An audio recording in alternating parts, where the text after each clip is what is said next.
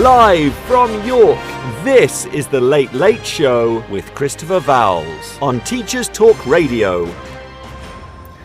Good evening and welcome. Tonight I'll be considering the role of analogue teaching practices in the primary school classroom with teacher and leader Emma Turner. So join us as we explore what we mean by analogue teaching, the limitations of educational technology, and making room for analogue practice. Live from York, this is The Late Late Show with Christopher Vowles on Teachers Talk Radio. Tune in live on the Podbean app or desktop player. Just head over to www.podbean.com/lsw/ttradio or search Teachers Talk Radio. Follow the hashtag TTRadio. Good evening and welcome to another edition of The Late Show. Tonight you find me on half-term week after a busy exhibition open weekend at college filled with various musical, cultural, artistic and sporting spectacles. An encouraging and upbeat speech to our prize winners and leavers from Julian Lord Fellows of Downton Abbey fame, and rounded off with a stylish leavers ball for our Year 13 students as they approach the end of their compulsory schooling. Some have already finished, of course. Those following BTEC programs and A-level art have completed their projects, portfolios and exams and begin the wait for results day 2025 during the longest holiday of their school career. Others, especially those studying the sciences this year, have a somewhat longer revision period to negotiate after half-term as their exams fall in late June. Our English students have already finished at IGCSE and at A-level, and my department colleagues are busy planning for the end-of-year exams in years 7 to 10 and 12, reading up on next year's IGCSE set texts, which will see us teach Chinua Achebe's Things Fall Apart and Shakespeare's Antony and Cleopatra for the first time. Public exams seem to go rather smoothly for English students this year. There were no bizarre questions. Our students were given some interesting text to analyse on their unseen analysis papers, and it sounds like they offered some credible responses in the exam room. Yet one never quite knows until results day in English, so let's not jinx anything just yet. The second half of the summer term looks likely to be another busy one. At our place, we have just 4 weeks to set, mark and report end-of-year exam results, write the summer term reports for each of our students and tutees, take Year 12 through their preparation for leadership and self-reliance courses, complete any personal training courses that need updating, and run through the end-of-year appraisal process. I'm not sure how we will fit it all in, but no doubt we will somehow find a way. On tonight's show, I'm pleased to say we are joined by a colleague whose teaching career seems to have encompassed just about everything that the English primary education system can offer. Having initially trained as a science teacher, Emma Turner has since gone on to hold a number of significant positions in headship, co-headship, school improvement, school governance, and DFE working parties with a variety of primary education providers. Emma is especially passionate about the benefits that analogue teaching practices can bring to the world of early years and foundation learning. And I caught up with her earlier this month to discuss her views on analogue teaching and its role in the modern classroom. I hope you enjoy the conversation. And I'm pleased to say Emma Turner joins us on the line now. Good evening to you. Thank you for joining us on Teachers Talk Radio this evening, Emma. Oh, hello. Thank you for having me. Thank you for the invitation. It's great to have you with us tonight. So I was particularly interested in your blog that you wrote about the values of analogue teaching and perhaps some of the things we might lose as a result of perhaps moving too quickly to technology or using technology in the wrong kind of circumstances. But before we look at some of that stuff, which is going to be the main focus of our show tonight, Emma, I'd like to just ask a little bit about your route through education, because you've gathered a wealth of experience that you bring to this particular topic, and I think it'd be important for our listeners to know that. So, how and why did you decide to become a teacher, Emma? This is always a question that makes me feel like a little bit of a fraud, because originally I was going to go into medicine, and started doing that, and then changed my mind partway through and decided to go into teaching. So I transferred from one university to another. I went to Liverpool to John Moores University and did a science teaching 4-year course, which qualified me as a science teacher for Key Stage 2 and 3. So that was my original route in. It was a rather a circuitous one because I wasn't one of those people who lined all their toys up as a child and taught them pretending to play school. I genuinely was going to go into medicine, and then just had a complete change of heart and ended up thinking, well, I like working with young people. I do lots of work in sort of coaching and play schemes and things like that. So this seems quite a good fit, and that's how I ended up in teaching, and I've never left. So it must have been the right decision. So, how have you seen classroom practice change and develop then in your various roles? Because you didn't just stay in the classroom, you've done a range of other things as well. Yeah, my heart's always in the classroom, which is why every opportunity I get, even in the work that I do now, I sort of try and wiggle my way back into being in front of the class and being with the children. But I worked predominantly as a classroom teacher in multiple primary schools across Leicestershire in the East Midlands. And then I worked for the local authority as a national strategy advisor for maths when the national strategies came out. So I worked for the local authority supporting schools across the whole of Leicestershire and Rutland with that. Came back into school, went into school leadership, became one of the first female co-headships in the country.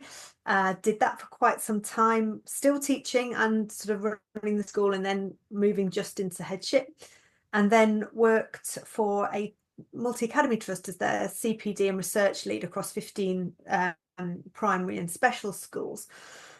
Then left there and went to be a deputy director of education very briefly over in Birmingham, working with schools across that region, and then started to work for myself doing sort of independent consultancy and advisory work, and then working within the East Midlands in Nottinghamshire doing school improvement advisory work as well. So in terms of a view of the sector, for me, I feel it's quite broad and quite 360 because I've worked in local authority schools, I've worked in diocese schools, I've worked in a MAT, I still work with local authority schools now in my school advisor associate roles, and then also work in governance in 2 separate schools, one as a co-chair and one as a governor.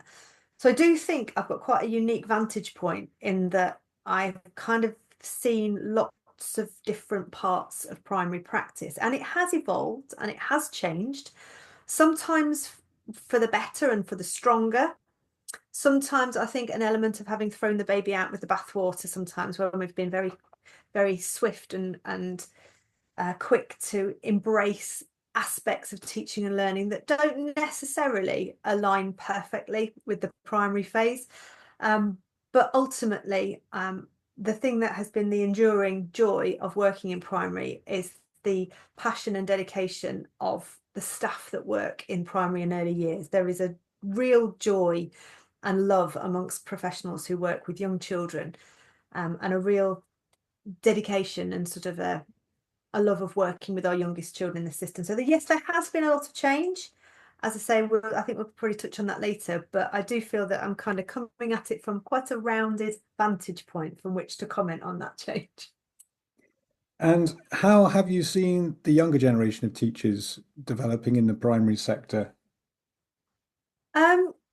It's interesting because when I feel like such a dinosaur now, because when I tell people that when I first started teaching, there was no such thing as an interactive whiteboard or a data projector or even PPA. That wasn't even a thing. Neither was having a mentor necessarily. I remember I had a teacher who popped in once every half term just to check I was still alive, and I hadn't kind of locked myself in the art cupboard. But it's really interesting to see the development of initial teacher training and early career development, and that being sort of front and center. I do think there are problems with that in terms of developing specialisms, and by specialisms I mean primary specialism, as in being a specialist generalist rather than being a specialist of one subject. I do think that the current format doesn't necessarily support a rich, deep look at being a primary generalist.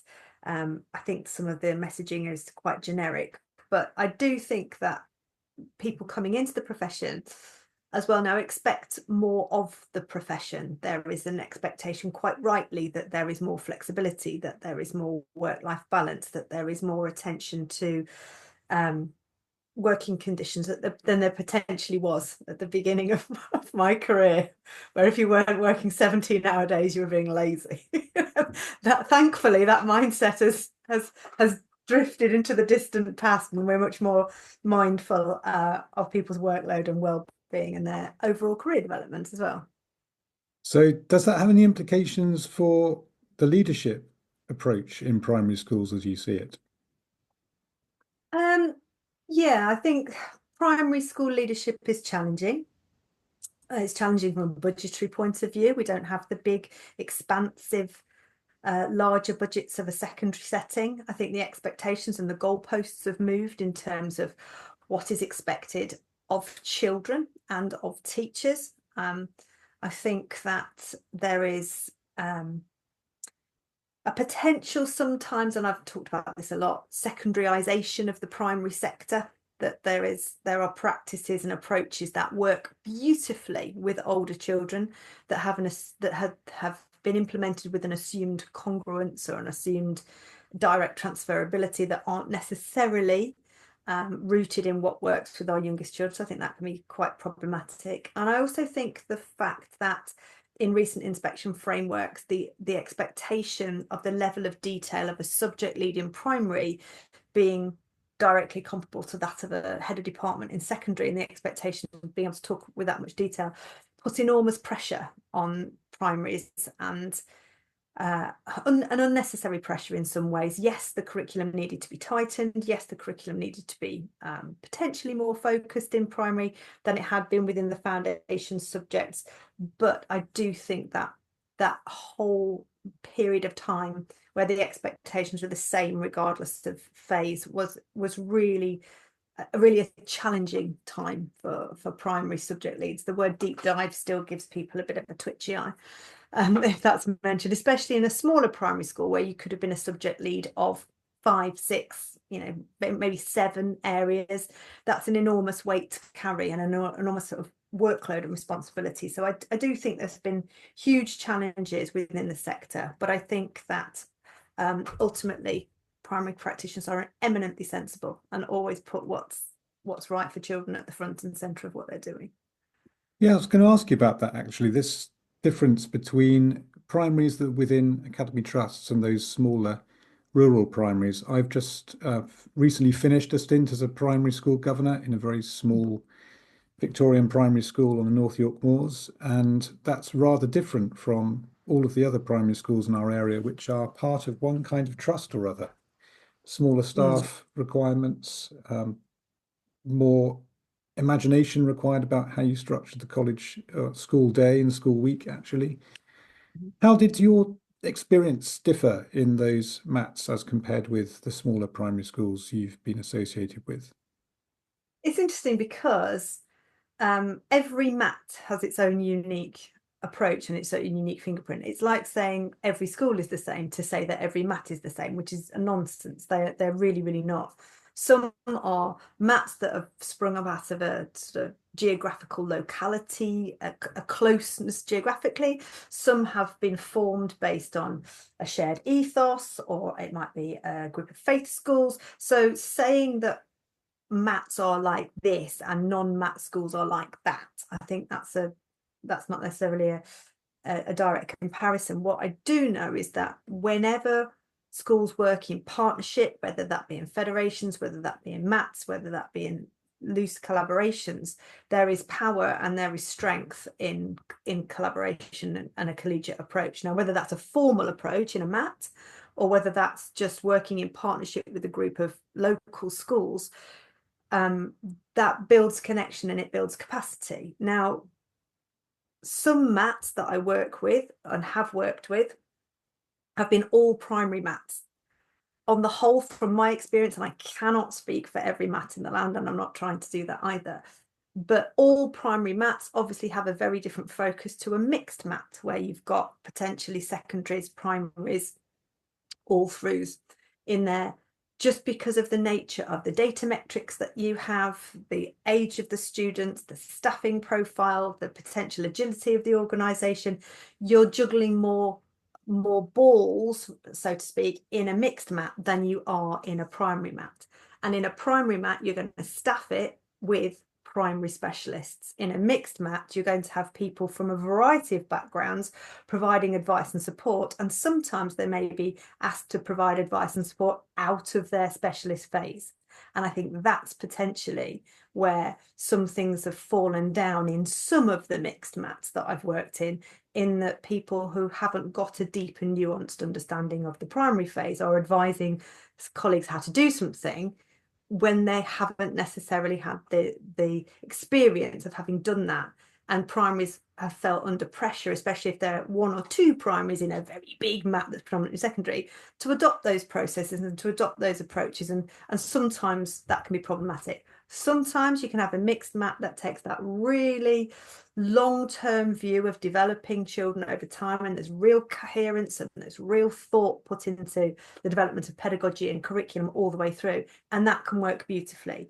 But I think that sometimes a blunt, congruent approach is not necessarily the one that is the most appropriate, shall we say.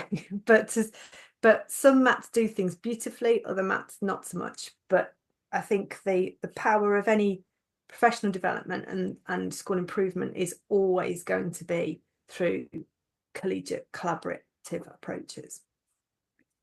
So how much of school improvement then, based on that suggestion, Emma, is about classroom practice, do you think, and how much is about institutional structures and cultures? Because as you've already said, I think the cultures of the mats that you could be in could differ depending on why they've been constituted in the first place. Do you see the two going hand in hand, classroom practice and institutional structures, or do you see one as coming before the other? We're in the learning business as teachers. Education is the learning business. So whatever the institutional structure, it needs to impact positively on how much learning happens in that organisation. So classroom teaching and high quality classroom teaching and high quality provision in your school is always going to have to be front and centre. The structures and systems that underpin that at both kind of micro level in the classroom and large scale level within the organisation, the culture of those can vary wildly depending on where you are. And that partly will come down to the whole autonomy alignment argument. How much do you want everything to look the same in this organisation? How much freedom do teachers have to exercise their professional judgment? And that autonomy alignment can impact on the overall culture as well. If people can think they're in a very controlled, very tightly aligned, no freedom to explore or innovate, that can be very frustrating for some people. Other people thrive in those cultures. They think, brilliant, I get told exactly how to do this. I'm very clear about what needs to be done. I've got very clear guidance on this. That's great. And I wrote an article for TES many years ago saying, for every pot, there's a lid. for every teacher, there's the right fit in a school. But I do think that you don't get teachers thriving in a culture that either doesn't match their own personal beliefs and way of working, or in a culture that's incredibly toxic. And I have worked in and with organisations where you walk in and you feel like the Dementors from Harry Potter have been in and sucked out everybody's soul. You can feel the crackle of the toxicity in the air. Other places you go in and it's warm and it's welcoming and it's like sunshine and buttered toast and it's absolutely lovely and everybody's open and welcoming and wants to talk about practice. So I think that unless you have a culture where people can thrive and you've developed those systems and structures in order to do that, your teaching and learning is ultimately not going to be as sharp and as focused as you'd want it to be. But we can't lose sight of the fact that we are in the learning business, and that quality, highest quality teaching and learning provision needs to be the core focus of any organisation. Yes, there'll be lots that goes on in the background about buildings and estates and HR and recruit. All of that work, organisational work, needs to be done, but it needs to be done in a kind of relentless pursuit of underpinning great teaching and learning. All of that is done to enable teachers to teach beautifully. So yeah, it is intertwined, but it's never truly right or truly wrong in any organisation, because somebody somewhere is going to think it's brilliant and somebody somewhere is going to think it's not the right fit for them. Thank you. So I suppose we think a little bit then about what these learning environments look like where this learning business happens. Do you have any thoughts on what are kind of top of the typical primary teacher's agenda for our colleagues that aren't in the primary phase?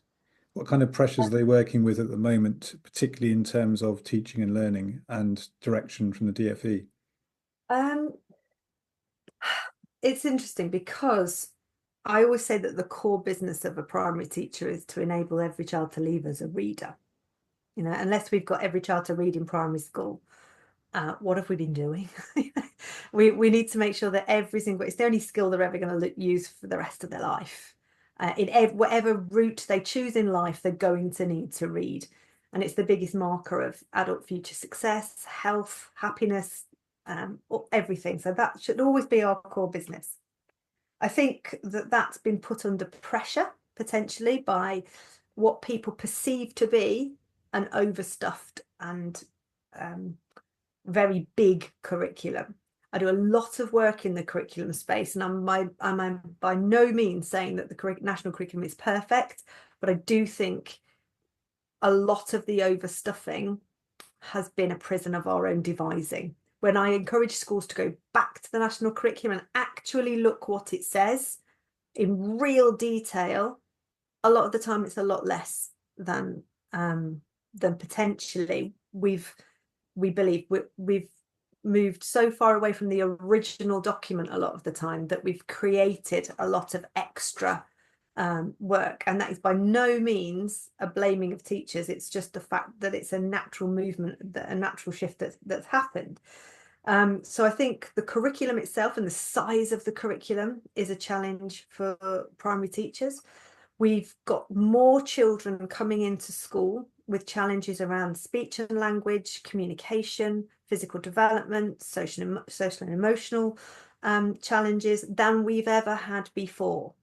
There are more and more children at the early end of school coming into school who are finding it really difficult to communicate with their peers, with teachers. Their self-care isn't necessarily where we would have expected it to be a few years ago, and there are multiple things that are feeding into that. But it means that schools are juggling the kind of the funding pressure that they're under, as in there's no money to provide additional resources to support teachers, to support the children who are coming in with these needs. But teachers desperately want to support these children really, really well. So there's a pressure there that there is more need than ever before, especially in early years, especially in Key Stage 1. But there is not necessarily the funding and the resourcing that needs to do that really well. So that can be very frustrating for teachers to feel like they can't give these children what they need. So there's the funding pressure there. There's also the fact that with the funding pressure comes the reduction in the number of available adults in school to support learning across the school in terms of support staff. And like I say, there's this big expanded curriculum that people have been trying to do. It's a bit like trying to pour a pint pot into a thimble. And so we've ended up with a curriculum that's potentially overstuffed and unmanageable. And then learning doesn't happen because it's not children aren't being given enough time to sit with the content for long enough to get to grips with it. So there's multiple challenges going on all at the same time. Some of them financial, some of them the nature of the children that are coming into school now, and the fact that they haven't necessarily had the same preschool experience that they would have had before, partly to do with pandemic, partly to do with funding. There's all sorts of reasons why not. But it just means that the profile of an on-entry child looks quite different in a lot of places than it has done in previous years. And that's a real challenge for staff who want to do a job really, really well. And how does that compare with the challenges that existed in primary when you started out? I often talk about the days of one foggy day. I mean, there really were immense freedoms when I first started teaching. Yes, there was a national curriculum. Yes, there was guidance. Yes, there were all sorts of iterations of schemes and QCA units and national strategies coming in. But there were huge freedoms to do things in a way that was potentially slower paced or in more depth or in a more responsive way. And so there felt like there was more time. And I think that a lot of the things that are challenges in school that aren't financial could fall under the other umbrella of time. Now, we've either not got the money or we've not got the time. But when I first started teaching, it felt as if there was more time. There was time to go at a slightly slower pace. There was time to sit and talk to children. There was time to read a story under a tree outside. There was time to really delve into content or follow children's fascinations. And that's a part of the primary experience that some schools have really managed to hold on to, and they won't let go of it, and that's great. But some schools have felt under pressure to suddenly get on this high-speed train and keep going, and that's not necessarily worked or working in some settings. Do you think that's in part to do with education rising up the government agenda since 1997? I think it's a little bit of everything. You talk to anybody about this and you'll get 10 different answers. Somebody will say it's screen time. Somebody will say it's parenting. Somebody will say it's lack of funding. Somebody will say it's too much TV. Somebody will say it's too many tinkering with the curriculum. Somebody else will say it's the inspection framework. There are multiple things at play here. So I don't think you can kind of get down to a correlation causation thing with any one thing. I think there's been a huge melting pot in terms of what a child's life is like now compared to back then, and also how education is funded, how it's organised, what the expectations from parents are in terms of what the provision should look like, what the expectations of government are. I think education's always going to be a political football. It's always going to be what people perceive to be a quick fix or an election winner or a vote winner. But ultimately, our business has never changed. Like I said before, we're in the learning business, and that's what we as professionals have to keep front and centre. Is actually we're dealing with young people who need to learn, who need to get on, who need to make sense of the world, and that's our job to do that. So I don't think you can pinpoint any one thing, but I do feel that it's very different now. Interesting. We're going to touch on some of these themes in the next part of the interview, of course, but the suggestion from government seems to be that technology is going to deliver us more time and eventually more money because it will possibly bring cost savings elsewhere. Is that the sense of the direction of travel you're getting? It's interesting because some of the mats I work with have really embraced technology and are really on the front foot with this. And they are paving the way and doing all sorts of research and investigations and trial and improvement about everything from AI to teacher planning tools to video resources and virtual reality with the children. And that looks very different sometimes from some of the schools I work with when they haven't even got a stable internet connection or any plugs that work. So I think it's a very mixed landscape, and I think that yes, technology is going to going to impact education. I don't think we can be naive enough to say that we can insulate ourselves from development in some kind of educational Luddite world. I don't think that can happen. I think we have to recognise that the world is changing and technology is changing. But if schools are going to have to embrace this fully, there's a massive infrastructure problem in primary. I mean, lots of the schools that I go to, they're out in the middle of nowhere. You can't even get a phone signal, let alone a stable connection to do anything wonderful with it. And the number of Zoom calls I have with head teachers or Teams calls where they can only speak on the mic because there's not enough bandwidth to have the video on. And I just think it's like a wry smile. Yes, it's wonderful to bring this new kind of virtual world into schools, but it might be quite nice to get the infrastructure in there first for quite a lot of rural schools. So I think there's a mixed picture out there, but we can't say that it's not going to happen. But I think we need to go into it eyes open and clinging on to what we know works for small humans and looking at ways to complement that rather than replace that. Thank you, Emma. I think that's a really good introduction to our main discussion tonight. This idea that we've seen lots of changes over the course of our time in teaching, and it seems that we're moving in a direction that the government wants to take us in, which is that if we can get the technology sorted and we can get the infrastructure in, then perhaps there are new technological things that we can do in classrooms that we haven't done before. And in the second half of the show, I'd like us to explore perhaps some of the challenges and the benefits that come with a more technological approach to teaching, particularly in the primary sector. We might have a little bit of a think about some of the more judicious uses of technology that you've seen in your time in different schools, and perhaps some of the practices we might want to avoid or at least think very carefully about before we implement in our own school settings. So thank you very much for that. We're going to come back after the news, which is coming next. Need a smarter way to teach? Wish your lessons had more impact? Eduflix.com. Stream educational films for teachers and students in or out of the classroom.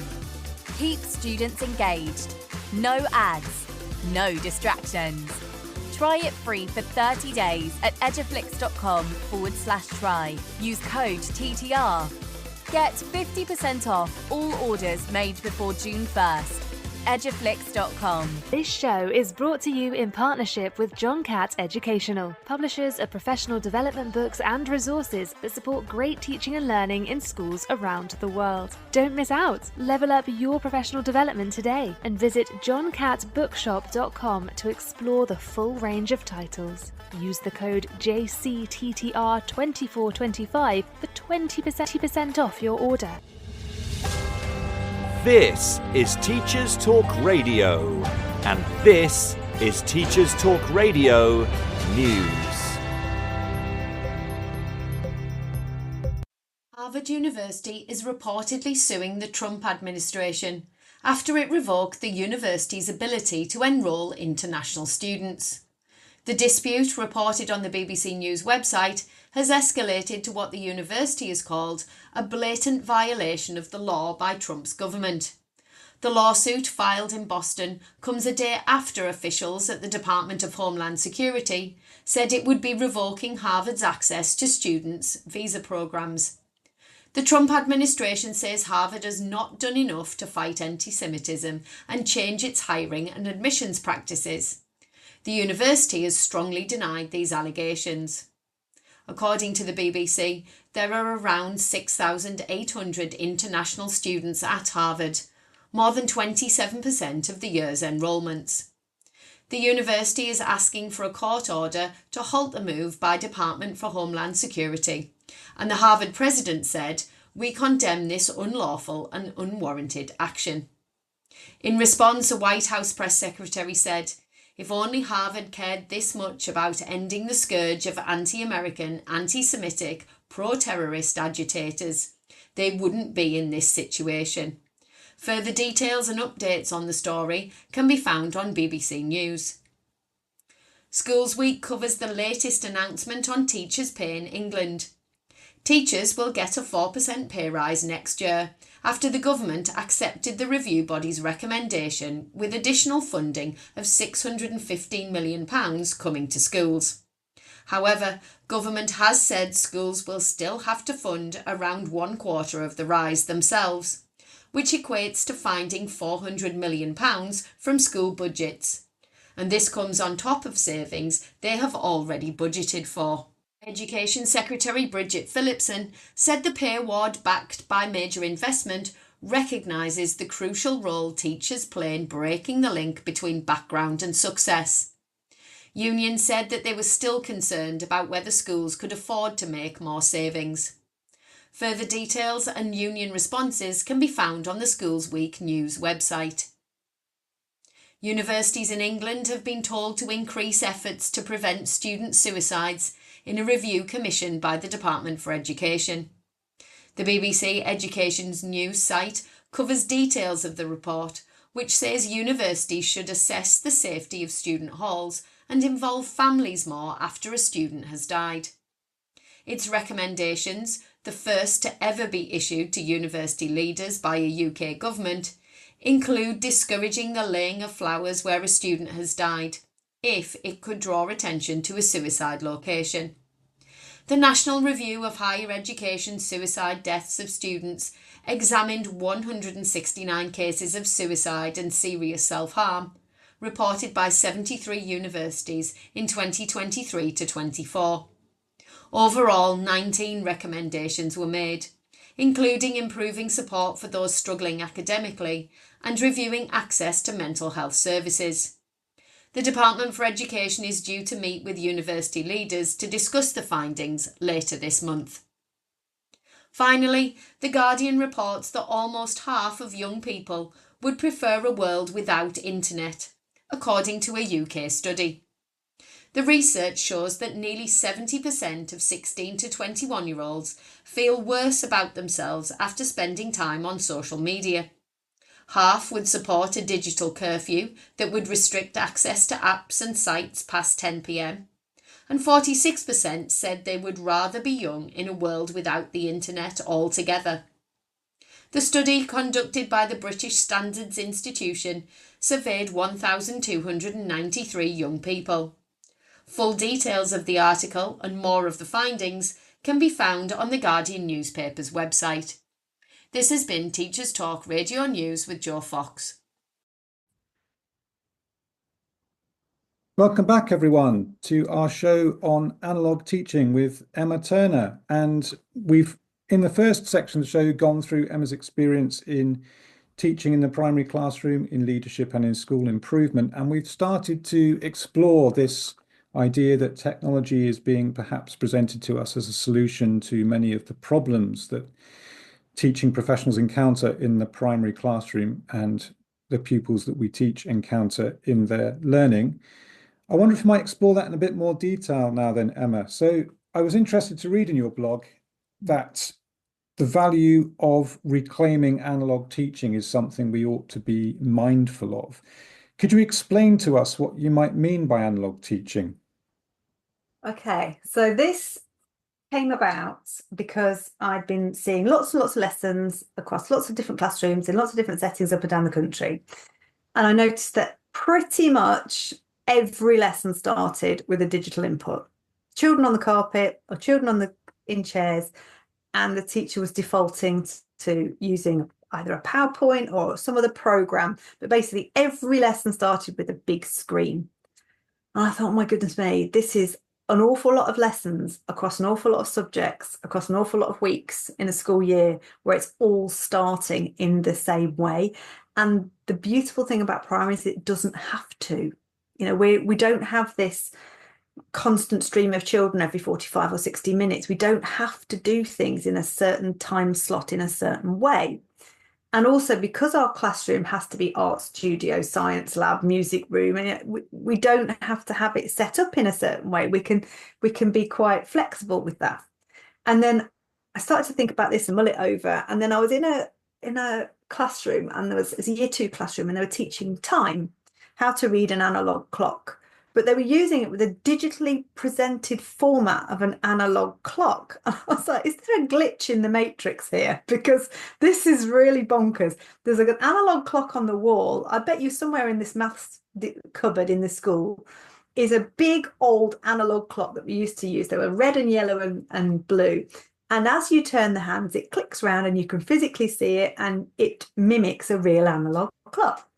And then I was talking to a head teacher about him, a teacher in his school in year one, teaching about properties of materials. And the year one teacher had a picture of some paper, a picture of some wood, and a picture of some plastic, and was trying to teach children about the properties of materials from a digitally presented representation of these things. And again, I was just thinking, what is going on? Why are we defaulting to a digital world where children should be immersed in real life objects? These are novice learners in the class. They don't know that the paper is flexible. They don't know about the texture of wood or what plastic can do. These children are 5 years old. And also, if we're trying to teach about an analog clock, have an analog clock there. Don't have a digital representation of one. Different if you're trying to show the intricacies of the working of a space shuttle. You're not likely to have one of those, but I'm sure we can find a clock to show children. And then I began to think about the number of times I saw teachers teach without ever modelling anything, just clicking through pre-prepared slide after pre-prepared slide. And there wasn't this kind of live, in the moment narration of the teacher's expert thinking to the children. There wasn't this adaptation and modelling live that illustrated what the concept was, or what they wanted children to be thinking about, or the procedure that they wanted them to follow. It was all done digitally. And I thought, well, when I first started teaching, and for the bulk of my career, I still did it, it was live modelling, this analog version where the teacher has a pen in their hand and they are annotating what's happening. And then the more I unpicked it, the more I realised, well, actually, if you're clicking through something, as soon as you click, it's gone. So again, that's subject to the transient information effect, where children are then essentially having to hold that in working memory because there's no permanent representation of that anywhere. And then often it was presented on these tiny little TV screens that actually from the back of the room you can't read anyway. And so I just thought there needs to be a bit of reclaiming analog teaching, reclaiming the teaching where the pen is in your hand, the writing's on the board. You are making your expert thinking visible to the children, and it's there and it's permanent and it's real, and it's not one click and it's gone. And that led on to then thinking about children having a much more hands-on curriculum where they are feeling the magnets and feeling the magnetism, or looking at the life cycle of an animal because they're actually outside observing it, or the madness that is children learning about the parts of a flowering plant by looking at an AI produced picture of a flowering plant rather than going outside and looking at an actual plant. So it was a real kind of championing of, yes, digital's great, yes, digital's efficient, but efficiency doesn't mean automatically most effective when we're thinking about teaching and learning, especially with young children, which is what prompted that blog on analog teaching. I suppose there's an argument that some might advance, of course, that if you're unable to bring the physical resource into the classroom for kind of socioeconomic access reasons, then perhaps this is quite a worthwhile substitute. There'll always be parts of the curriculum that you will need to teach with some kind of digital resource potentially to make it efficient, to make it effective. You know, if you want to show children a picture of a beautiful desert scene, you're not potentially going to draw it with chalk anymore. You're going to find a beautiful aerial photograph of the desert and you're going to show children that. But that is because in that instance, that's more effective than you trying to draw it with some dodgy yellowy brown chalk. I'm having a flashback here to the box of coloured chalks I used to use. But when you're trying to get children to actually learn something, when we talk about learning, we're talking about the teacher making that expert thinking visible and accessible for the children, modelling what thinking looks like within that concept or within that process or whatever it is that you're wanting children to do. If we're just showing constantly with a resource rather than talking through how to do it, and if children aren't seeing in real time us model how to do it, modeling our own retrieval of us remembering how to do it, and then realizing, oh, actually we've made a little error to rub that out and redo it, when we're doing the natural gestures of things like underlining, or we write that word a bit bigger because actually that's the most important one, and they're seeing that in real time, that is live modeling of expert thinking. And we can say, you know, this bit is most important, but you see this bit I've done there? I'm going to underline that 3 times because that's the most important bit. And we're narrating our thinking. And that's sometimes a casualty when we've got a pre-prepared screen. Because yes, we might have put 3 underlines on there, or might have put that bit in bold. But because we're not doing it live in real time, it doesn't add that emphasis.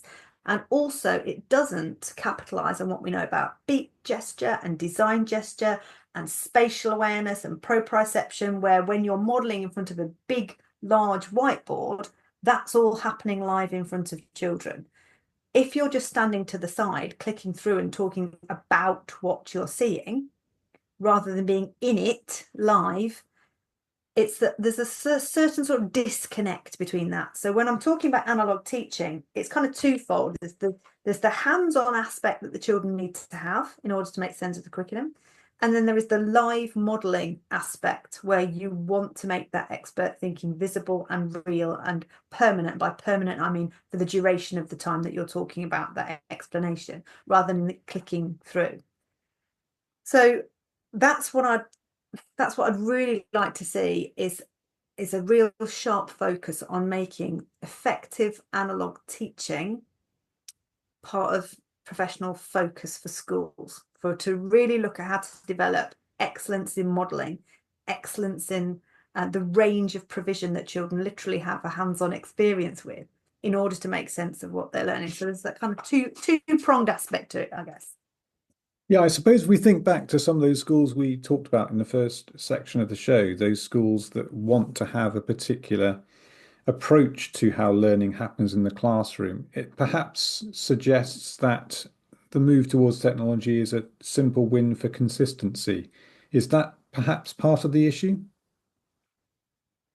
It does. And I work with lots of schools developing curriculum materials for their trust. And there is worth in consistency in that you have a shared language, you have a shared goals, you've got opportunities to share ideas and resources. But no one class is ever the same. So you can't necessarily have something that's pre-prepared for your class and your children. And I know from my own experience of teaching, I'd come to do a unit of work, potentially maybe a poetry unit on the Highwayman, and I think, brilliant, I've got loads of stuff on that from when I did this last year. And I look at it and think, that's not right for this class. That just doesn't quite fit. And so you have to adapt it. So I think the consistency thing, yes, is a starting point, but it's sometimes a bit of a red herring, because you've got to teach the children in front of you. And those children in front of you are not the same children that you had last year or last class or last time you taught this unit of work. They are who they are, with their own unique schema and understanding and concepts and ideas that they bring to that session. And yes, you know where you want to get them to, because you're au fait with your curriculum, but your modeling should match. Your modeling should match where they are and where you're taking them to. And because no 2 starting points with each class are ever going to be exactly the same, that consistency, and yes, it can be useful, but it's never going to replace that dynamic interrogation of what children know and how you're going to interact with the resources whilst you're teaching. Yeah, it's an interesting question. I sometimes think, if you were looking at a class or 2 classes in a primary school where you had one teacher who's just come in and is still learning the ropes, and you've got another class with a teacher who's been in the business for 10 to 15 years or more, whether there's a kind of balancing that happens with that kind of technological resource. It's all been designed, we've thought about it together, this is what we're going to deliver together, and that kind of pooling of knowledge. It's a bit like space food. Like we can put this all together and it will be beautifully nutritious, and it will get you through the day, and it will provide the nutrients that the children need, but it won't win MasterChef. It won't be this beautifully crafted, deep, rich, professionally produced thing like it would be with a really experienced teacher. So yes, you can provide space food as a starting point, as in nutritionally balanced, it will get you through to the end of the day kind of thing. But I think we can't say that that's the end of the journey. That's the beginning. We say, here is the resource, so you don't necessarily have to go away and spend 3 hours looking for the perfect map of Sparta when you're teaching ancient Greece, or you don't have to go away and find X, Y, Z. Here are the bare bones of what you will need in order to teach this well. Now let's think about the questions that we're going to ask, the way that we're going to model this, the misconceptions that children might have. How are you going to mitigate for those misconceptions? What are you going to do if they find this too easy and they're going to need to go deeper with this? It's that part that's what differentiates a really effective teacher from one who's potentially just starting to get to grips with that professional thinking. It's not necessarily let's have the same worksheet, ergo we are the same. It is, let's free up thinking space for professionals, so they're not naffing about finding resources, and they've got that professional headspace to think about their craft. How am I going to explain this? How am I going to model it? What questions am I going to ask? That's where the magic happens, is where you actually start thinking about, I'm not going to say delivery, because I don't like the word delivery with teaching, but this is how I'm going to move the children's thinking forward with what I say, the questions I ask, the misconceptions that I preempt. All of that's going to happen, and I'm going to think really hard about that, not about whether I've got a really good picture of the life cycle of a frog, because that's already been found for me. I wonder if we just take a little brief detour into our own childhoods, Emma, and whether you can think of any particularly effective analog teaching moments that you have logged away in your memory forever, because all of our teachers had to teach in that way back in the 80s and 90s.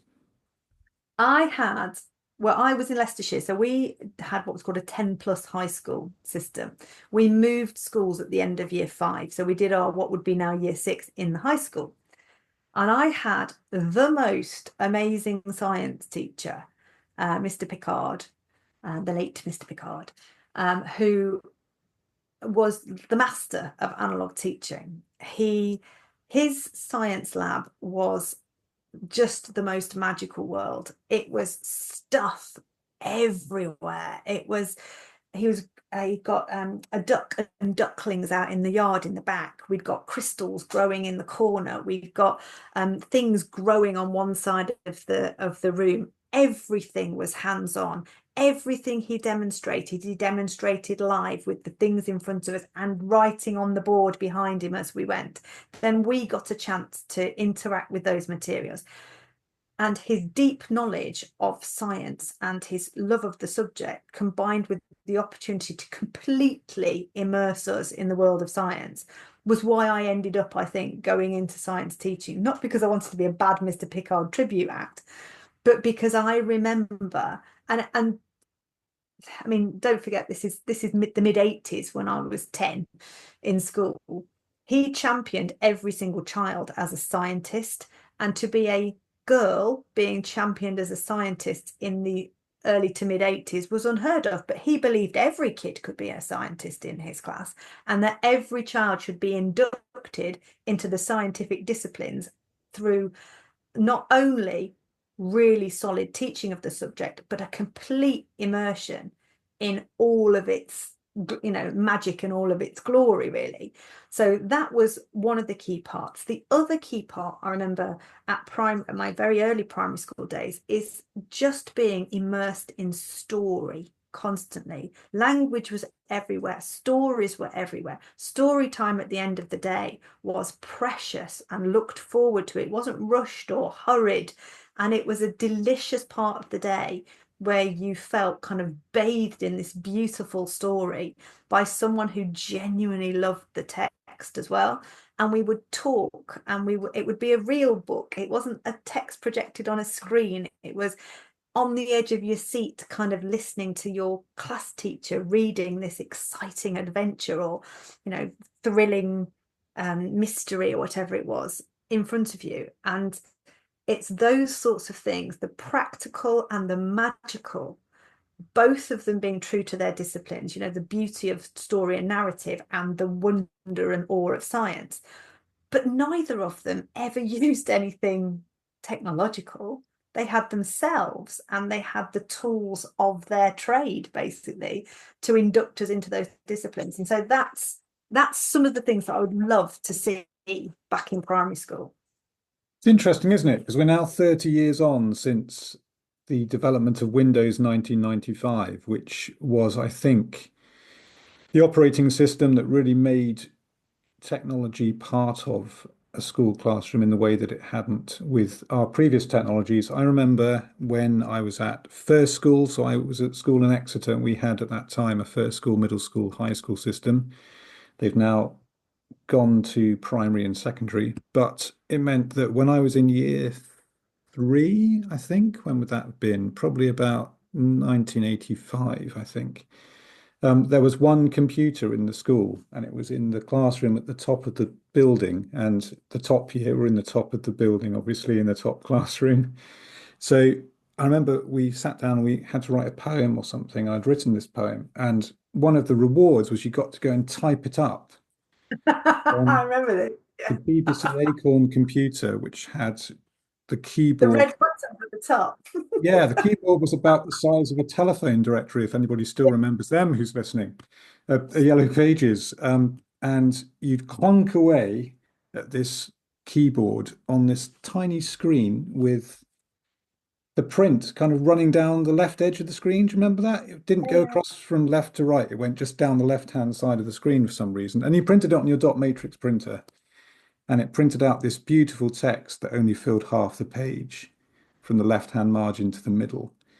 And that was the highlight of the week. If you produced a good piece of work that was good enough to type and then print on a dot matrix printer and then have shoved on the wall or something, I suspect. So I can remember that experience, and so that was relatively early in the 80s, but essentially the computer wasn't front and center in the room. It was kind of hidden away in the corner, with a few reading books in and other stuff in this kind of secluded area where you'd go and do your computer work. So I can remember that, and I can remember one particular analog teaching lesson. I think you might consider this analog teaching anyway. In year 6, I think, in middle school. And I think it was a physics lesson, but nobody told us it was a physics lesson. So our challenge, it was a competition. Our teacher liked running competitions, particularly by the time we were in year 6, because there were no test papers to sit, of course, in my year 6. So we were given an instruction, which was to take this ping pong ball in our pairs. And one of the desks in the room had been sloped, so it was on a slant. And our challenge to the whole class in our pairs was to get that ping pong ball to move as slowly from the top of the table to the bottom of the table as possible, and the winner would win some kind of chocolate bar, I think it was. So we just spent ages thinking out how we were going to do this. Me and my friend Jason, at the time, we sat there going, oh, well, what are they doing over there? On the other side of the room, they're making these little zigzag slalom things that are going to slow the ball down. And somebody else are they making more zigzag slalom things? Everyone's making zigzag slalom things. Is that what we need to do? And we eventually decided that we didn't want to make zigzag slalom things, partly because it would take too long, we thought, and we thought we could get our ping pong ball down the table more slowly than everybody else, quicker than everybody else, if that makes any sense. So we decided instead we were going to design this little winch mechanism, because we were given some string, some sellotape, and some paper and some scissors and some glue, I think. So while everyone else was making their slalom runs, we made a little cage for the ball and put it on a winch. And then we had one little slalom run at the top. And all you had to do was push the ball into the cage, and then the other person would very, very slowly winch the ball down the table. And we did it a couple of times with the prototype, and then we decided, actually, Miss says that if it's inside the cage and it's not touching the table, then it isn't technically moving down the table. So you had to cut a little strip in it so the ball would still make contact with the table as slowly as possible. And I think we were about fifth to go up. So everybody else had done their slalom runs. They'd managed to clock a decent time of about, I think, 15 seconds. And it was our turn. 3.5 minutes later, we were still going with the ball down the table, and we won the competition. It was the only thing I can remember winning in the whole of middle school, apart from some football matches, just by luck of being picked because I had a pair of boots that day or something. And it was brilliant. And I can still remember my friend and I talking about it in the playground saying, well, yeah, we did something different and it seemed to work. And all it required for us to learn how to move a ping pong ball down the table as slowly as possible was a table, a ping pong ball, and some craft materials by the sound of it. And I can still remember that lesson. Isn't that weird? I think we spent an hour on that lesson in our class. So that's one of the ones that particularly sticks with me. I see. This is where I could go off on a tangent here about episodic and semantic memory, because it's really important that children in primary enjoy the primary experience. This is their first introduction to formal learning, basically. We need to make them fall in love with the idea of coming to school and learning. But what we mustn't lose sight of is that learning is effortful and hard, and that semantic memory it doesn't need to feel massively effortful and hard, but we need to be mindful of teachers that doing lovely things won't necessarily secure the learning that we want to secure in semantic memory. So I talk a lot in my training and a lot in my school improvement work about it's important to put in the things like the winched ping pong ball and what have you. But we mustn't lose sight of the fact that whilst we're teaching biologically secondary content, that it needs to be done in ways that are efficient and effective and aligned with how we learn. So when I talk about memorable events or interesting kind of quirky theme days, it's thinking that won't necessarily teach the children the content that you want them to learn, but it might well make them enjoy coming to school. And the example that I always give is a child, well, it's my daughter actually, she had a wow day at school, an Egyptian wow day, and this is going back a long time. She's in just about to go into year 10 now. But when she was at primary school, they had a wow day, Egyptians Day. And I said, what did you do today? She said, I wrapped my friend up in toilet roll and we coloured in a cockroach. And I was like, oh, right, okay. Do you mean you did mummification and you looked at some scarab beetles? And she went, yeah, that's it. And I was thinking, this is because you don't know the content knowledge yet to make sense of this lovely experience. How much better would that experience have been to put that after you taught the content knowledge? So it's interesting that my younger children still go to the same school, and the kind of wow event that they have now is later on in that unit of work on Egyptians. And when my youngest child they went to visit an Egyptian mummy exhibition somewhere. He was able to talk with real clarity about what he saw on his visit, because that wow moment was timed at the right point when he'd done that effortful thinking and learning about the content knowledge, which meant that lovely experience could be enjoyed and understood far better. So when I talk about analog teaching, what I'm really talking about is really effective teacher modeling without the over reliance on tech, and the recognition that children need to make sense of curricular content, often by having a hands-on experience. The memorable event, the wow day, the hook day, whatever you want to call it, that's important, but it needs to come at the right point.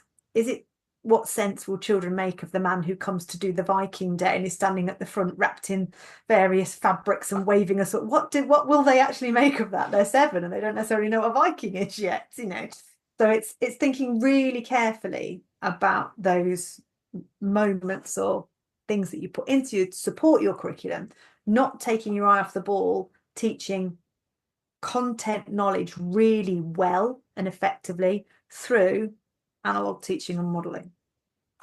Yeah, do you think we've become too reliant on technology then as a profession?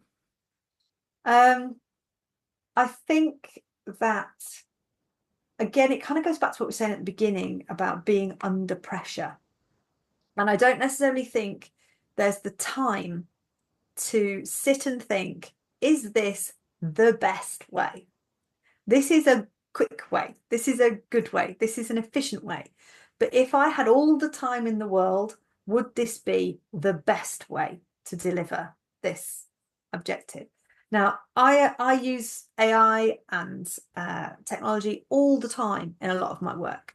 You know, if I'm writing curriculum plans for a school, I will do lots of thinking about their local area, their local history, you know, what they want, what their school values are, what their curriculum is, and I will do that analog. I will think really hard about that and make all those connections. If I need to then make a retrieval practice quiz based on the vocabulary in that unit of work, I am not going to sit and type that myself. I'm going to put that through some kind of piece of tech that will generate that for me. I will then double check it and make sure that that's in there. But I think if I try to do the first part of that, the real deep pedagogical thinking that makes meaningful links between the school's context, what it's aiming for, what they want for their children, I don't necessarily think technology would be the best way to do that. And that you can kind of translate that into teaching as well and think, do you know what? Which parts of this lesson would be better just me? And which parts of this lesson would be more efficient or more effective if I utilize some kind of tech tool? But automatically saying, I'm going to put myself in the background and I'm going to foreground technology every time isn't necessarily the most sound of starting points. So I think partly because we're time poor and tech is often quick, that we can become over reliant on it. But actually, if things aren't being delivered in a way that is the most effective, ultimately it's going to take you longer to teach it. So it's a bit kind of chicken and egg. If we spent a bit longer thinking really carefully about how we could explain this really well ourselves, leaning on technology, we might only need to do this 3 or 4 times rather than 6 or 7 times. So I think tech is wonderfully useful, wonderfully helpful. But if it is our default, our first port of call every single time, I think that's potentially unhealthy way to view teacher, not development, to teach it, our approach to teaching, full stop. Yeah, well, I mean, if we think back to the pandemic, of course, it was technology that was largely the first port of call for all of us, particularly for those of us who had to continue our teaching on a full timetable throughout the whole COVID period when we moved online in our particular setting. Do you think the movement from government to invite schools to make use of a central digital resource planning portal is perhaps likely to get in the way of analog teaching? It depends how much value is placed on analog teaching in general teaching professional circles. I think that it's potentially in some places a little bit of a dying art. I think that there's been I talk about a COVID hangover, a pedagogical hangover, and it's an accidental one. I don't think anybody in the profession would ever say that they've done this consciously and, you know, intentionally. But I think because for such an extended period of time, teaching had to happen in such a strange way, in ways that we'd never had to do before. Yeah, real hands off, literally in some classrooms, a line drawn on the floor that we do not cross. You know, we do not walk in amongst the children. And I think that there were a lot of teachers who trained during that period or who hadn't taught for very long during that period, who then taught through there and came out the other side and had never taught pre-COVID, had never taught in a way that didn't have that hands-off element. So I think potentially there's an unintentional pedagogical hangover from the way that was taught then. And also, just because of the nature of career development, I think a lot of teachers who were experienced teachers pre-pandemic are now not necessarily in the classroom in the same sort of numbers because they've moved into leadership positions. So there is not the day-to-day modelling of that type of analogue teaching. So you've kind of got a perfect storm, really, as to why it might be eroding in some areas. Not all, because I do go into some schools and they've got very stable, very experienced, very I was going to say mature staff then who've been in post for a long time and bring that professional wisdom with them, and so that's been retained. But I do think that an accidental pedagogical hangover from the way that we had to teach in COVID is a big thing. I think the centralising of digital resources during COVID was hugely helpful for people who were having to teach online or do a lot of their teaching online because we had nothing. There was nothing out there. So I think that lots of things filled that void. I think we need to stand back now and say, what do we know about how children learn best? What do we know about how young humans develop best? How do we leverage technology to support that rather than saying, here's 100 slideshows, knock yourselves out? It's that's not what children deserve. Children deserve a rich, informed pedagogy from their teachers in front of them, not necessarily let's just see what's out there on the web. It needs to be live human interaction in the classroom. I think pre-prepared resources and a move towards having those freely available as a starting point is helpful. I think that trying to dictate with centralised resources what every school in every subject in every classroom across the land should be doing or won't work. And I think historically it hasn't. The National Numeracy Strategy, the Literacy Strategy, the old QCA units, there have been many iterations of shared curriculum. All of them have come with challenges, successes, problems, things that have been retained. And I think we also need to look at what's come before in terms of those national standardized materials and say what worked, what didn't work, learn the lessons of the past whilst we're navigating a digital future. So I think that's an important thing to do, is to not just automatically think, oh, brilliant, let's put everything online, it's great. Is to actually think, how do we learn? How do we leverage what we have to help children learn? And what lessons from the past in terms of centralised curricula can we look to inform our decision making? Thanks, Emma. That's been a really interesting account, I think, of some of the ways that technology can be used in the classroom well, and some of the reasons why we might want to go back to pre-technological ways of doing things. That's a really good explanation of it, I think. And there's that sense, isn't there, that even though we now live in an education system where we have nationalised testing and a national curriculum, ultimately all learning, national mandated learning or not, is experienced locally. Experienced locally in that school, locally in that community, locally in that part of the country. So I think that's a really important reminder. In our final part of the show, I'd like to see if you can try and help us out as a potential Secretary of State for Education in helping to bring some change to the primary sector, things that you might want to see experimented with or things you might want to see taken on. And perhaps we might talk about some ways of getting more analogue teaching into that vision of what primary schools could look like for the next 10 years at least, I think, or beyond. So we'll be right back after this. Need a smarter way to teach? Wish your lessons had more impact? Eduflix.com. Stream educational films for teachers and students in or out of the classroom. Keep students engaged. No ads, no distractions. Try it free for 30 days at eduflix.com/try. Use code TTR. Get 50% off all orders made before June 1st.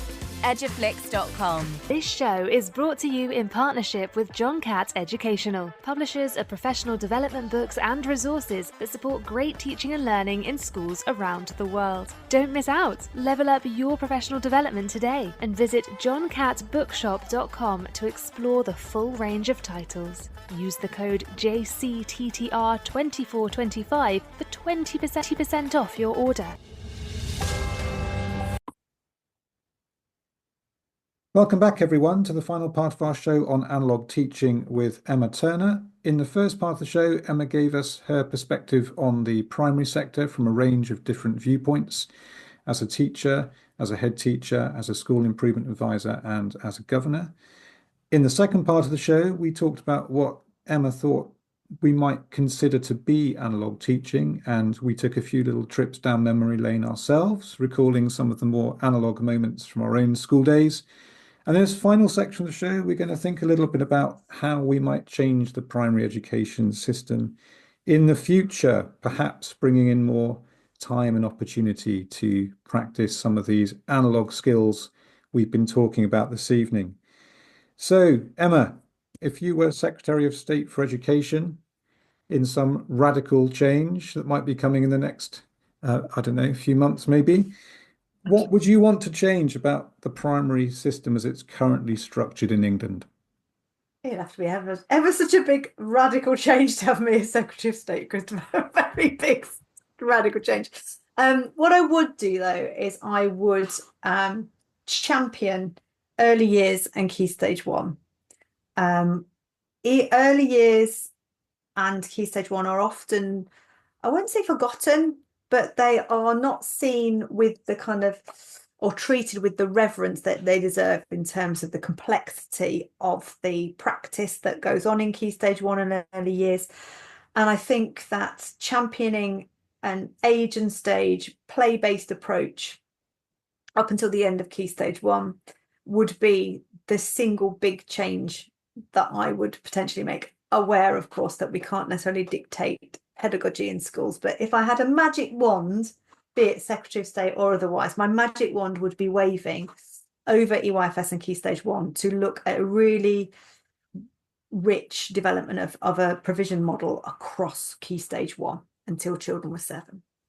So what do you think isn't working there at the moment then? I think that there is a false conflation with formality and success with young children. So I think that very often when I go into schools and they find that, or they have found that Key Stage 1 standards have not been where they wanted them to be, that the children haven't reached particularly high academic standards, they've gone down a route that's very formal. And by formal, what I'm talking about is a pedagogy and an approach that would be more suited to older children.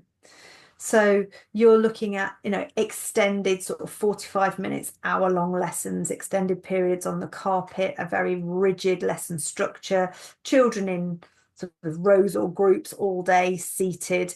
And that's not necessarily the best way for our youngest children to learn. When you gradually unpack that with schools about the move towards that formal approach or more formal approach, it's always driven by something to do with a fear around standards. So the work that I do with schools is actually looking at, well, how do young children learn? How do young children make sense of the world? What's going on in their little brains and bodies? And how can we support their development while still exploring and developing an understanding of rich curriculum content?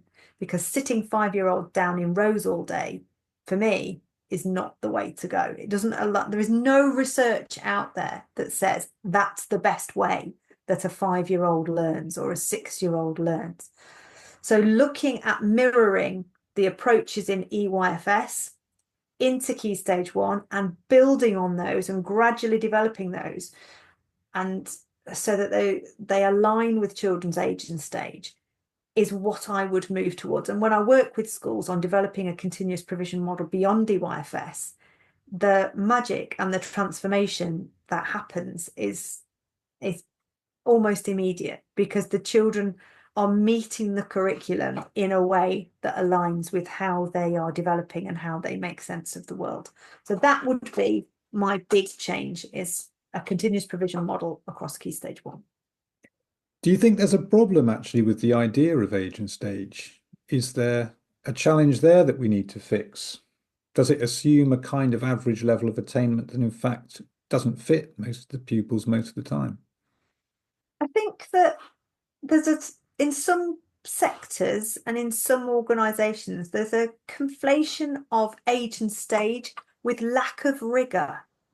There's this misconception that if you're talking about age and stage, you don't care about standards. And it's absolutely the other way around.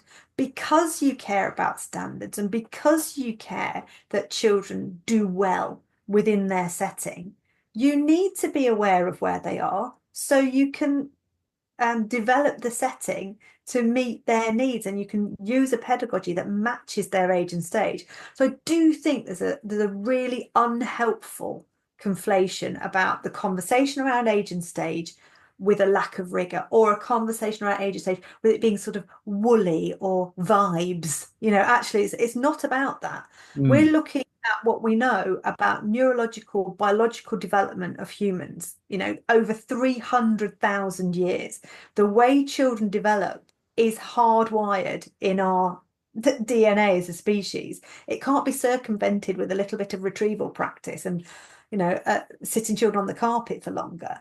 We are hardwired to learn, move, and develop in a specific way. So we should be respectful of that and think, okay, well, what do we know about how children develop? And what do we know about how we learn? And what do we know about great curriculum design? Now let's combine that all and have really high standards for children, but delivered in a way that matches and makes sense for where they are. I just wonder if there's a problem with some of our national benchmarks. I wonder if they're a bit off these days. It's a long time since they've been reviewed. Well, there's no more SATs at Key Stage 1, so they're gone. And that's been, in terms of, as a kind of a side effect of that, schools have been much more open to talking about a continuous provision model. It's almost like the spectre of Key Stage 1 SATs has left the room. And whenever I talked about continuous provision in Key Stage 1, the question was always, but what about SATs? But what about I need to get them ready for SATs?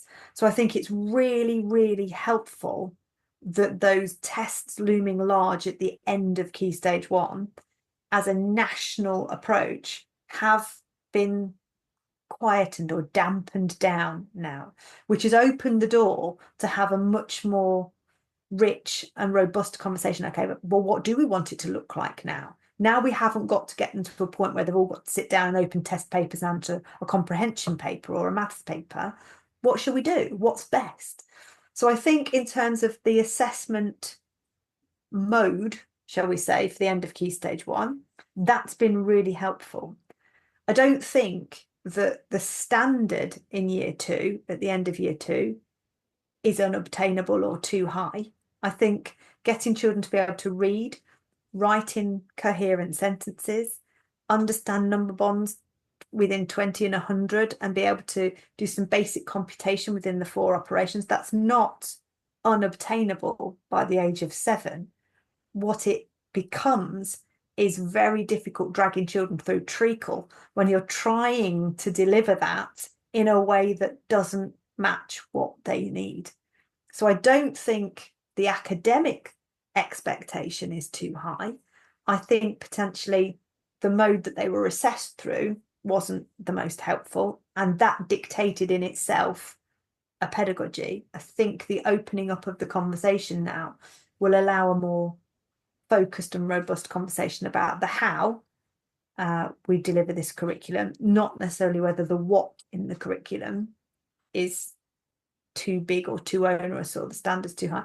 Don't get me wrong, there's stuff in there that could go that we'd be happy never to see again potentially, but it isn't that it's unrealistic for children. Okay, good. I was interested to get your perspective on that. So where have you seen models that you like the look of then, Emma, outside the UK? My family's from Estonia, so they do a sort of kindergarten model up to the age of 7. And in a lot of European countries, you will have a model where a more formal pedagogy, a more recognizably formal pedagogy, where children are sitting and the teacher's sort of delivering from the front, that doesn't happen until middle childhood, until about sort of 7 or 8. And up until then, play is king, play is championed, and play is not seen as something that happens after the learning is done. That's the privilege you get when you've done the hard work. It is the learning. The learning is through the interactions that children have in a play-rich environment. So I think looking to success in countries who have that sort of model is great. But what I'd also like to champion are the thousands of settings in this country who've been doing this all along, quietly in the background. It's nothing revolutionary for many, many settings, because they've done it the whole way. And often are the ones that get beautiful results, happy children, motivated children, children who haven't fallen out of love with the process of learning by the time they enter Key Stage 2. So we can look to other countries and say, you know, this kind of kindergarten model works, play-based model works in X country, Y country, Z country. What we also need to do is to look at in our own settings, where's it working well? What can we share? What can we learn? What can we kind of seed at the moment from our homegrown practice that works with our own curriculum documentation, our own children from our own communities and lived experiences who will have had similar preschool experiences that might not be the same sort of preschool experiences or social constructs that they have in another country. So there's always a danger when you look somewhere else that you can't transfer all of the other surrounding factors around their education system, their approach to parenting, their approach to funding, their approach to preschool, their approach to paid parental leave. That all influences what happens with our youngest children. What we can look towards is who at the moment over here is doing really rich, playful, play-based curriculum and continuous provision beyond the statutory phase of EYFS. Where's it working and how can we roll that out?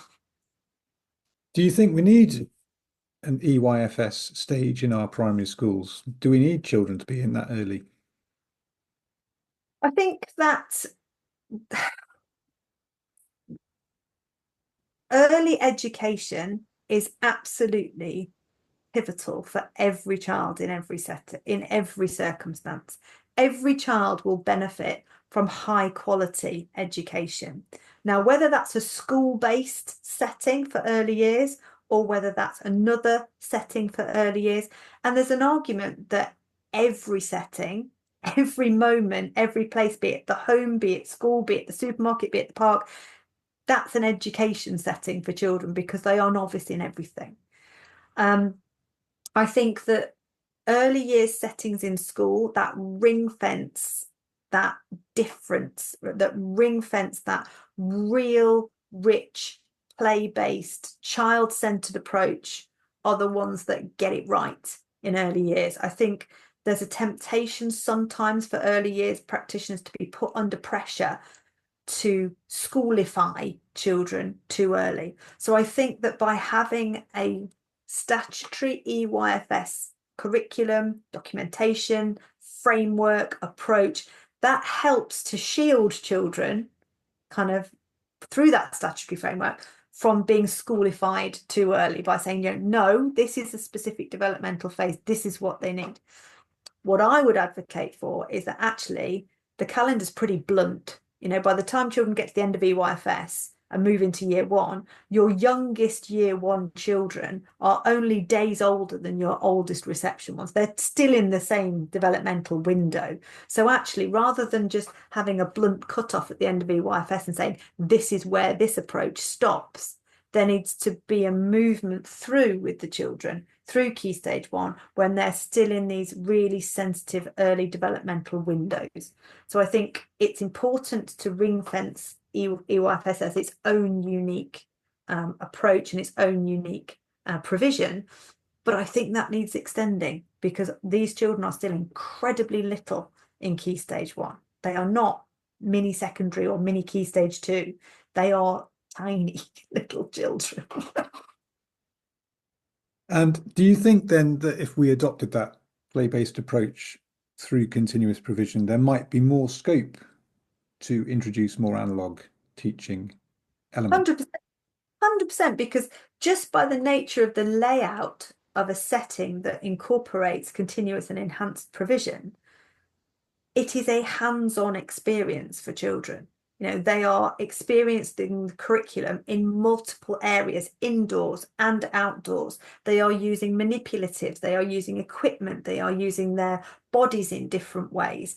And the teacher is still going to be teaching either the whole class potentially at some points, or smaller groups within that class. The teacher will still be modelling in provision, playing alongside, moving the children's thinking on whilst they're in provision. So there will still be teaching going on and high quality teacher interactions going on. But the feel of the day and the child's diet of the day is very different from being sat at a desk all day looking at a board. So just the very nature of setting up the room means you're going to have more analogue experiences for the children, and you're probably going to be teaching in a more analogue way, because you can't wheel your whiteboard with your PowerPoint around the provision with the children. You're going to be modelling, you're going to be questioning, you're going to be moving children's thinking on with yourself as the key resource rather than the tech. So what advice then, Emma, would you be able to offer any colleagues of ours listening tonight who are looking to go more analogue in their classrooms as a consequence of tonight's conversation, and perhaps as they replan curriculum content for next year? So I would look very much at how modelling happens in your school. I would ask people to reflect on what they use to model. Do they use manipulatives? Do they use a whiteboard and a pen, or is it more of a digital resource? So what does the diet of modelling look like? The other thing I would look at is the overall diet of a day. So what do children do all day in your classrooms? How much of the time are they indoors, outdoors, on their feet, on their bottoms, talking to their friends in a collaborative activity, working independently? How often are they doing a up and about activity? How often are they sitting on the carpet? Just no one of those things in itself is 100% right or 100% wrong. But if we're only ever doing one thing, we are creating a deficit in other areas. So it's looking overall at the diet of the day. So in terms of teacher modelling and teacher explanation, is how am I going to model this concept? What am I going to show? What am I going to say? How am I going to live model it? So there's that part. And then there's the user end experience, like I say, with the children. What's their diet of the day like? Once you start to unpack, how do I model and how do I teach? And what's it like to experience my curriculum at the user end as a child? You can begin to unpack how much analogue teaching actually goes on. Once you've realised how much goes on, it's then thinking, okay, well, what do we do at the moment that's really effective when we do it?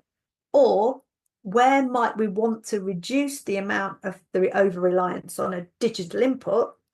So where can we create space for this to happen? Where do we want it to happen? And like I say, it's really careful balancing act between when you would use tech and when you wouldn't. But the question is always, how does this help children learn better than if I just explained it myself?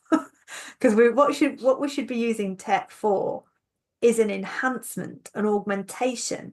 It's never as a direct replacement, because every time you integrate tech, you reduce a human interaction. Now, sometimes that human interaction is going to be more effective than the tech. Sometimes it's not, but it's that awareness of why am I doing what I'm doing. But I think to implement more analogue teaching, it's thinking, well, where does it happen at the moment? Where does it happen well? And what experience do our children have in our school, and where might we want to create the space for it? But then I think it's going back to teacher CPD and looking at things like, well, what constitutes effective modelling? What do we mean by it? What makes a good live model? where should we be standing? And I have to work with teachers sometimes just on things like, when you're writing on the board, don't stand in front of what you're writing. Learn to write to the side. So it's things like that may have been lost along the way. And it's talking about how to narrate what you're thinking. So going back to looking at really effective teacher explanations of key concepts. So again, that goes back to subject knowledge. So there's a CPD arm to this as well. We can't just go, turn off the whiteboard, everybody, because if that's your way of teaching, you're going to be completely freaked out if somebody says, don't do this. What do I do instead? So it's that gradual shift towards those points where it would be more effective potentially to use it. Thank you, Emma. Well, I'm afraid I am going to turn off your interactive whiteboard now, because in my final question, you found yourself having to teach a year 6 class on a beach for a normal school day with nothing more than the sand they sit on, a stick, and one printed resource. What would you like their day to contain? Well, I'm assuming it's a day like it has been today, and it's really sunny, and we're not going to spend the entire time trying to shelter in some cave somewhere where we're getting lashed by a gale and salt spray. But a beach would be a wonderful place to be with year 6. You've got the opportunity to stop and to look at geographical features of the local area. I'm just thinking, if I had a group of children in Leicestershire and we went to the beach, brilliant. We are one of the furthest points from the coast where I live. So we could do some wonderful geography about cliffs and rocks and coasts. We could look backwards towards whatever settlement was there and identify it as a linear settlement. We can do all of that. We can also then start looking for evidence of other things that we might have been looking for in science, maybe about environmental impacts. So we might be looking at what's on the beach, what evidence have we got of human activity on that beach, what physical features can we see, how much litter is there, what can we do about it, what evidence have we got about how clean the water is. There's all of these things we can go and look for. Living creatures, we can find things to look at and label and name and classify. What do we remember from what we learned about vertebrates and invertebrates? And we can do all of that. We can also have time to be physical. Physical development in children doesn't start and stop with their PE lessons. So up and about, climbing, walking, running, playing games on the beach, being active, red hot and blowing, not blue, cold and shivering. That's how you should have children all the time. And then the printed resource I would take with me is a book, because I would read them a story. Preferably a story that linked to something we were doing on that beach. Maybe it's a collection of poems, maybe it is a story, but time to sit and enjoy the text. I'd also take time to ensure that children really understood how this environment was different from the one where they lived. What can they see? What can they hear? What can they smell? What's the same? What's different? Because that's how you then develop the vocabulary for when they come to write later. If they've never been to the beach, they've never seen the sea, they haven't tasted the salt spray, heard the crash of the waves, it's all of these things that we want to point out. I could quite happily entertain a bunch of year 6 on the beach every day for about a month at the drop of a hat. Perhaps they might look at John Masefield's Sea Fever. I must go down to the sea again, to the lonely sea in the sky, and all I ask is a tall ship and a star to steer her by. And not an interactive whiteboard, mouse, or iPad anywhere in sight. Just stand between your toes and somewhere nice to listen to a story.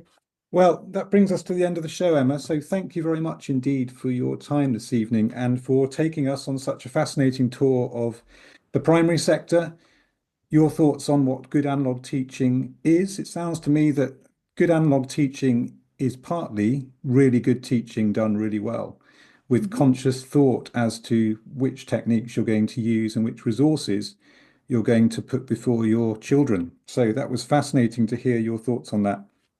And then to your ideas about what we should be doing in the primary sector to make all of our children's primary experience memorable, powerful, and efficient in what they learn and how they tell us about what they've learnt. So thank you very much indeed, Emma. It's been really, really enjoyable conversation. I've absolutely loved it. Pleasure. Thank you for having me. Thank you for listening. Thank you very much indeed. Need a smarter way to teach? Wish your lessons had more impact? Eduflix.com. Stream educational films for teachers and students in or out of the classroom. Keep students engaged. No ads, no distractions. Try it free for 30 days at eduflix.com/try. Use code TTR. Get 50% off all orders made before June 1st. Eduflix.com. This show is brought to you in partnership with John Catt Educational, publishers of professional development books and resources that support great teaching and learning in schools around the world. Don't miss out. Level up your professional development today and visit johncattbookshop.com to explore the full range of titles. Use the code JCTTR2425 for 20% off your order. And that brings us to the end of another Sunday Late Show on Teachers Talk Radio, the home of education conversation. I hope you found this evening's show inspiring and informative, and that you might, if you haven't already done so, find the time to subscribe to our Teachers Talk Radio social media accounts, leave a review of our shows on your preferred podcast provider, or consider getting in touch with a request to appear as one of our guests. If you are a classroom-based teacher or have some other close connection to the teaching profession, then we would love to hear from you. So check out our website at www.ttradio.org and give us the opportunity to put your voice on the air. Thanks again to Emma Turner for tonight's show, and thanks to everyone who has tuned in tonight. Do check out our other Teachers Talk Radio shows this week. We have a number of new hosts continuing to make their debuts, so look up the schedule on the website and give them a listen if you can. This week and every week on Teachers Talk Radio, there is simply so much excellent content to engage with from real teachers working with real students in real schools. You can find anything you've missed of the 2,500 shows so far at www.ttradio.org. And if you have something you want to say or ask others about education anywhere on planet Earth, then perhaps you should consider applying to join the station as a show host. We are always on the lookout for those with current or recent experience of the classroom and other less familiar educational settings. Full details can be found on our website. That's all from me for this evening, so thank you for listening, and we will speak again in June. Goodbye.